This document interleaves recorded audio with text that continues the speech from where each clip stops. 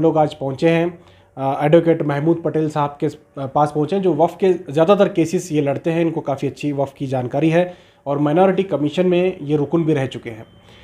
साहब, आज हम लोग वफ़ के ताल्लुक़ से बात करने के लिए आपके पास आए हैं, वक्फ रूल्स के ताल्लुक़ से, लीज़ रूल्स के ताल्लुक़ से। लीज़ रूल्स 2014 के तहत जो अमेंडमेंट हुआ है उसमें क्या तब्दीलियाँ हुई हैं और किस तरह से लीज़ को लिया जा सकता है और किस तरह से बोर्ड लीज़ को देता है? देखिए, वक्फ लीजिंग रूल्स, वक्फ प्रॉपर्टीज़ लीजिंग रूल्स 2014 जो सेंट्रल गवर्नमेंट के तरफ से रूल्स इंट्रोड्यूस हुए,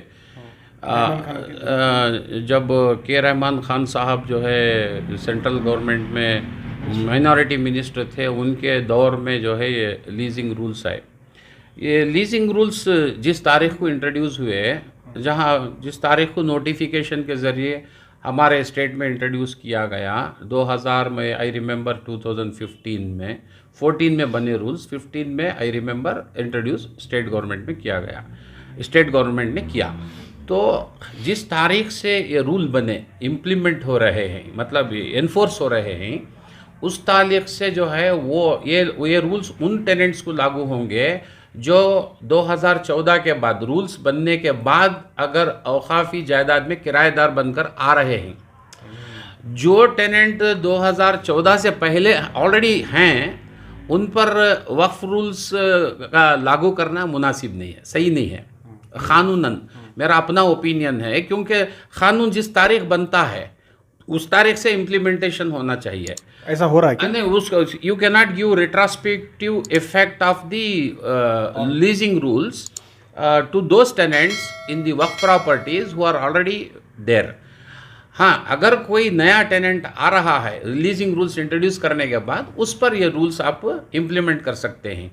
लेकिन यहाँ पर एक कन्फ्यूजन है कि जनाब मोहम्मद यूसुफ साहब, चीफ एग्जीक्यूटिव ऑफिसर का एक बयान सालार में आया था कि मुतवल्लियों पर हम सख्त से सख्त कार्रवाई करेंगे, लीजिंग रूल्स के तहत तमाम टेनेंट्स के एग्रीमेंट्स कुछ जो है नहीं बनाएंगे, करेंगे। तो वो मेरे को सही नहीं लगा उनका स्टेटमेंट, इसलिए कि शायद वो ये भूल चुके होंगे कि लीजिंग रूल्स 2014 में आया, तो आप उसका रिट्रोस्पेक्टिव इफेक्ट कैसे दे सकते हैं वो टेनेंट्स के लिए जो ऑलरेडी आ चुके हैं। अच्छा, ये बताइए कि रूल्स लीज़ किस तरह से लिया जाना चाहिए? अगर किसी को किसी वक्फ प्रॉपर्टी को लीज़ पे लेना है तो कितने साल तक ले सकते हैं, कौन देता है और उसका किराया कैसे तय होता है? देखिए, अगर आज 2014 के लीजिंग रूल्स आने के बाद अगर कोई टेनेंट को आप किराए पे दे रहे हैं औकाफ़ी जायदाद, तो आप सब रजिस्ट्रार ऑफिस से जो है उसकी रेंटल वैल्यू लेना चाहिए।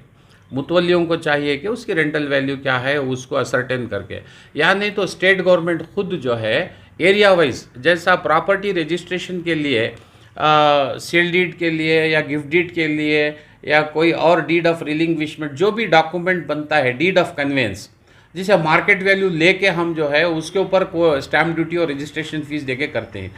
यहाँ पर एक चीज़ क्या देखी जा रही है कि स्टेट गवर्नमेंट और वक्फ बोर्ड जो है हर एरिया के, आप समझो मिसाल के तौर पर बेंगलुरु सिटी के सिटी मार्केट के अंदर कोई वक्फ का इदारा है, और बेंगलुरु सिटी मार्केट के अंदर अगर जायदादों की जो वैल्यूएशन है, रेंटल वैल्यू, सब रजिस्ट्रार ऑफिस जो inspector general of registration and stamps और रेवेन्यू डिपार्टमेंट से तय होकर आता है, वो वैसा वैल्यूएशन अगर औकाफ़ी जायदादों के लिए ये लोग वर्कआउट करके अगर बनेंगे, तो एक वैल्यूएशन जो है मुतवल्लियों को अग्रीमेंट बनाने में आसानी होती।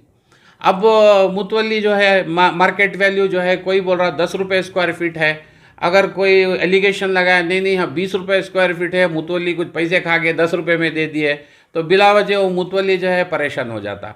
तो मुतवल्लियाँ को अगर सही सपोर्ट करना है वक्फ बोर्ड, तो वक्फ बोर्ड को चाहिए कि बैठ के एक्सरसाइज करे कि रेंटल वैल्यू हर सब रजिस्ट्रार ऑफिस से, हर एरिया, गली, मोहल्ला, रोड, लेन बाई लेन, जहाँ भी औकाफ़ी जायदाद है वहाँ पर क्या रेंटल वैल्यू हो सकती है। अब देखिए, अब एमजी रोड है फॉर एग्जांपल, वहाँ की रेंटल वैल्यू एकदम हाई होगी। चर्च स्ट्रीट है, ब्रिगेड रोड है, अगर आप इब्राहिम साहब स्ट्रीट में आएंगे या किसी और नैरो लेन्स, बाई लेन्स के अंदर आएंगे, तो उसकी वो वैल्यू नहीं रहेंगी जो एमजी रोड की या ब्रिगेड रोड की होंगी।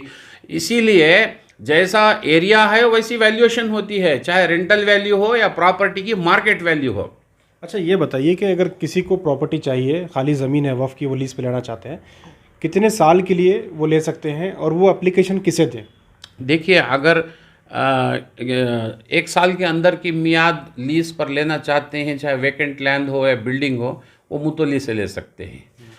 अगर 1 साल के ऊपर या 30 साल से ज़ायद है तो वो स्टेट गवर्नमेंट को एप्लीकेशन देना चाहिए। स्टेट गवर्नमेंट से वो लीज़ ग्रांट का परमिशन लेने बोर्ड को कितना है? बोर्ड को मैं समझता हूँ 3 साल कुछ है, बोर्ड का 3 साल है। 30 साल के ऊपर, 30 साल या 30 साल के ऊपर जो है स्टेट गवर्नमेंट को इख्तियार, सेक्शन 57 में इसके बारे में सराहत किया गया है। तो कैसे एप्लीकेशन किसे दें? सीधा डायरेक्ट अगर 30 साल लेना है तो हुकूमत को एप्लीकेशन दें या इदारे को? नहीं, सीधा सीधा एप्लीकेशन स्टेट गवर्नमेंट को ही देना चाहिए, क्योंकि सेक्शन 56 में क्लियर है कि 30 साल या उसके ऊपर की लीज पीरियड के लिए जो है स्टेट गवर्नमेंट को जब इख्तियार है। अगर आप स्टेट गवर्नमेंट को डायरेक्ट अप्लाई करेंगे तो अगर मान लीजिए इदारा जो भी वक्फ का इदारा है वो देना नहीं चाह रहा है तो फिर मसला हो जाएगा। तो एप्लीकेशन तो शायद वफ़ के इदारे को देना चाहिए। नहीं, वफ़ के इदारे को एप्लीकेशन की एक नकल दे सकते हैं, लेकिन परमिशन देने वाली अथॉरिटी को असल एप्लीकेशन देना चाहिए। स्टेट गवर्नमेंट को जब कॉम्पिटेंसी है, देखिए इदारा चलाने वाले मुतवल्ली 30 साल के ऊपर देने की उनको जो है जब ये इख्तियारात नहीं हैं, जब इख्तियार जिसको है उनको एप्लीकेशन देना, अलबत्ता उसकी एक कॉपी जो है फॉर इंफॉर्मेशन टू इदारा, इंफॉर्मेशन टू वक्फ बोर्ड भी दे सकते हैं। अल्टीमेटली परमिशन देने वाले कौन? State government. गवर्नमेंट जब परमिशन देती है तो एग्जीक्यूशन जो है मुतवल्ली या बोर्ड के जो भी नुमाइंदे हैं वो लोग एग्जीक्यूट करते हैं लीज डीड।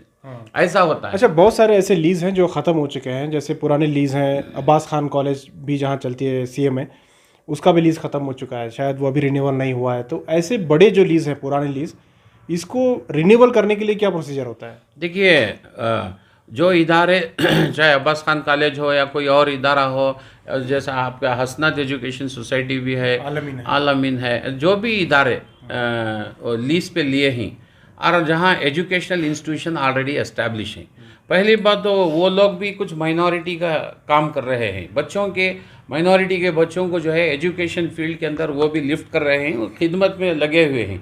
ऐसे लोगों की लीज को डिस्टर्ब करके उनको रिमूवल ऑफ एनक्रोचमेंट के अंदर या लीज टर्मिनेट करके निकालने के बजाय उनके साथ जो है कुछ रीज़नेबल रेंट उनको मतलब कुछ एनहांसमेंट करके, जो रीज़नेबल रेंट बोले तो इसका मतलब ये नहीं कि इदारे को पूरा नुकसान हो जाए, बट उनकी भी कंडीशन देखना, कितने बच्चों को स्कॉलरशिप में पढ़ा रहे हैं, कितने बच्चे जो है फ्री एजुकेशन में वहाँ पर हैं, और इन लोगों को इनके स्टाफ की सैलरी पेमेंट करने इनके पास पैसा है नहीं है, कितने मैनेजमेंट हैं जो सोसाइटीज़, एजुकेशन सोसाइटी, चाहे हसनात ले लो, चाहे अब्बास खान ले लो या आपका एलमीन ले लो, ये लोग जो है इनका सोर्सेस क्या है? बच्चे फीस देते हैं तो उन्होंने सैलरी देते हैं, अगर इनके पास पैसा कम है तो वैसी सूरत में ये लोग जो है ऐसे इदारों को डिस्टर्ब नहीं करना चाहिए। मेरी एक अपील है वक्फ बोर्ड से, जहाँ पर एजुकेशनल इंस्टीट्यूशन चल रहे हैं उनको जो है चलने दीजिए और उनके साथ रियायत बरतिए। कोई भी मैनेजमेंट अगर उन पर केस डालकर एविक्शन करना भी चाह रहा है तो बोर्ड मुदाखलत करके उस एविक्शन केसेस को क्लोज करके, वरना बच्चों की तालीम पर फ़र्क पड़ जाएगा।